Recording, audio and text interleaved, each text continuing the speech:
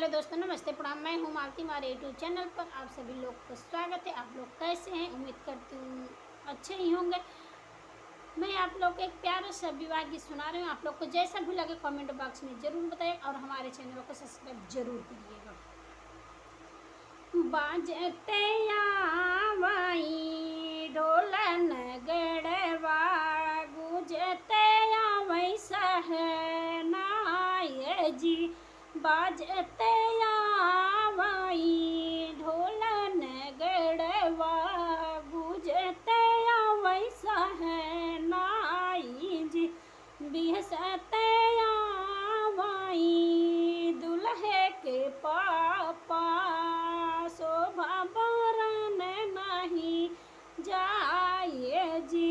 बिहसते आवई दुल्हे के पापा, शोभा बरन नहीं जाए जी। अंगना लगावई बेटी तुलसी के पेड़वा, दुअरे पे गेंदवा के फूल जी। अंगना लगावई बेटी तुलसी के पेड़वा, दुअरे पे गेंदवा के फूल जी।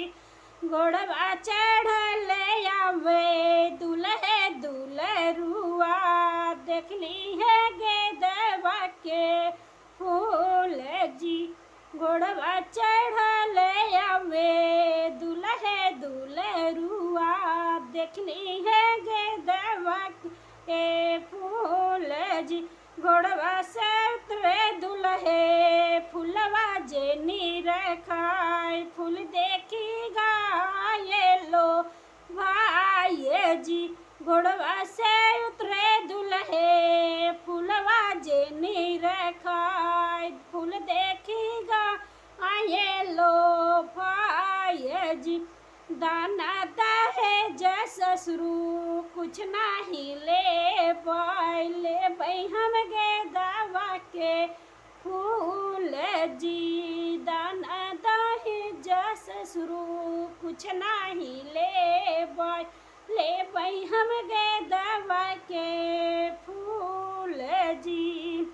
दाना दहेज बेटा सब कुछ देव नहीं गेंदवा के फूल जी। दाना दहेज बेटा सब कुछ देव नहीं गेंदवा के फूल जी।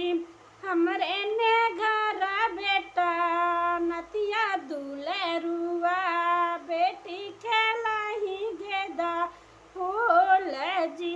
हमरे दुआर बेटा नतिया दुल्हरुआ, वही खेली है गेंदवा के फूल जी। इतना बचन सुनी दुल्हे कवन सिंह, नैना ललिता होई जाए जी।